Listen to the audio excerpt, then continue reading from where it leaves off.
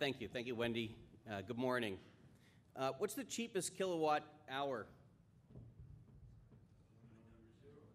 Yeah, the one you don't use, right? That's the cheapest kilowatt, is the one you don't use. So when these folks are talking today, keep in mind that there's a lot of ideas, there's a lot of things that you can do to reduce your overall energy spend, but when considering ways to lower your energy spend and costs, I think it's first prudent to talk about the cornerstones of energy optimization. So that's kind of what I'm going to do to kick it off. See how it says that there? First one is to buy smart. I was an English major. I like buy smart. It's very simple. You're doing that now for everybody that's under a power options contract. Procuring energy through a strategic, efficient, and cost-effective process is one of the cornerstones of doing the right thing for you or your organization. The second cornerstone would be risk management. Each product within the power options contract, whether it's gas or power, offers you certain risk mitigation tools and that can be aligned with your business objectives and your operational capabilities. These are advantages that you should know about and take advantage of, as you can. Third cornerstone is facility maintenance. I manage the U.S. Direct energy business. I want you guys to burn juice and then bill you for it. But honestly, the best thing that you can do to reduce your overall energy costs is make sure that you use preventative as well as predictive maintenance practices at your facility. Direct Energy does a lot in the community. Last month, a bunch of individuals here today for Direct volunteered at a Boys and Girls Club in California. I know, very tough detail, Southern California. But we painted the facility, and taking a look at the facility and then opening up some of the air handler units, there was so much crud on all the filters, you knew that they were just wasting money. It was taxing, the HVAC drive. Certainly, it wasn't controlling exactly what the air temperature the way that they wanted to, and it certainly was increasing their overall costs. That kind of thing, a lot of people just don't think about, but cleaning out your steam traps, hiring somebody to do infrared thermography to see where hot spots you have to reduce that kind of potential load, as well as fire. These are things that are important, I think, and paramount. And then lastly, value extraction. So manage and transform the load. You got to use best practices in doing this, and certainly you need to measure against that success. So when we're talking about load, does everybody know what I'm talking about? Silence. This is the typical load profile. And if the first part there that's all off-peak. So this manufacturing example can be a commercial example as well. Nothing's on, then the first folks come in first thing in the morning and turn everything on, and it ramps up, and then it bounces along during the day depending on who's using a computer, what the temperature is, yada, yada, yada. Okay, so that's a typical day in the life of load. So how can you control that?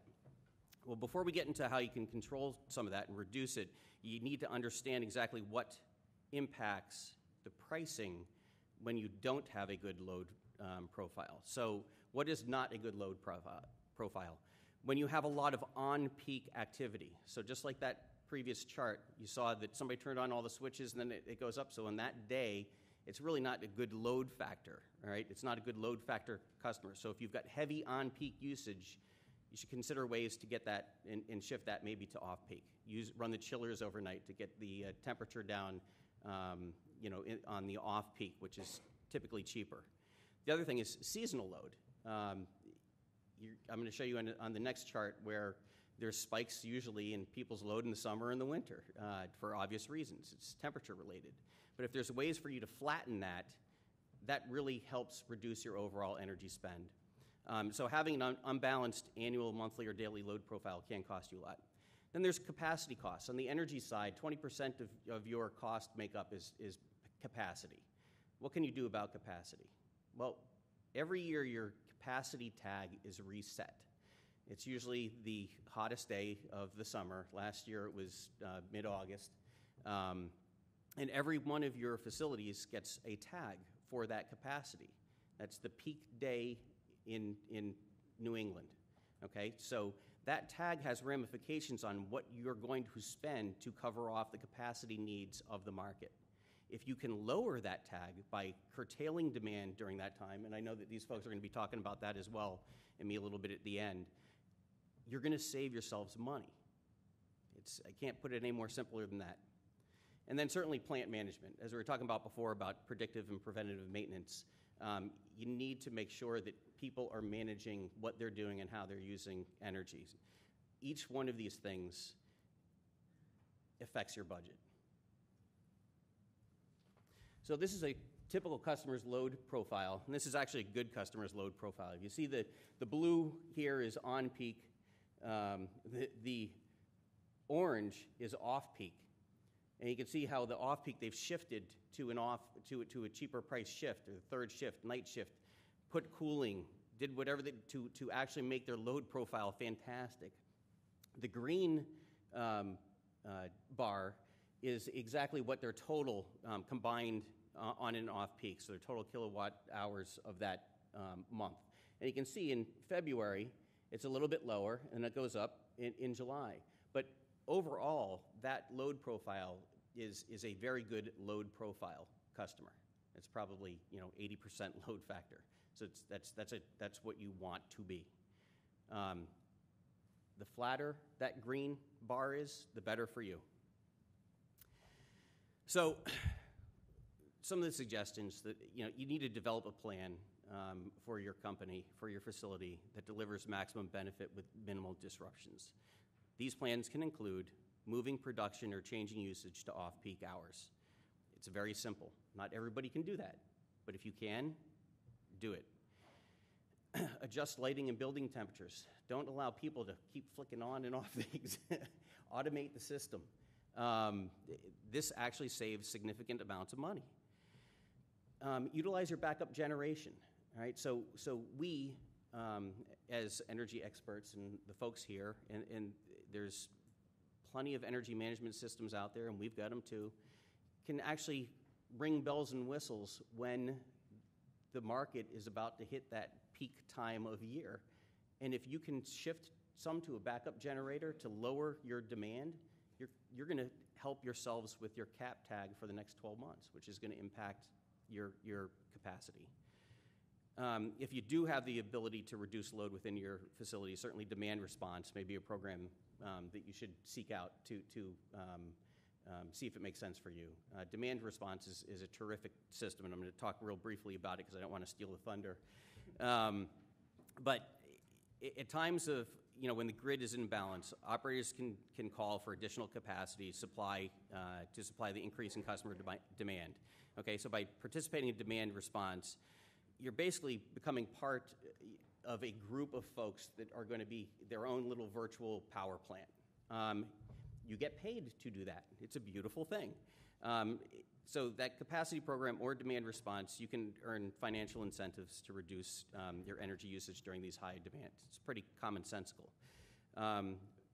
You also reduce the quantity of energy you're using, typically when prices are high. So if you're at the day-ahead market, or if you're choosing one of the portfolio, the Power Advantage product, you're actually benefiting when you do this. So in short, because I think I'm out of time anyway, Wendy was kicking me.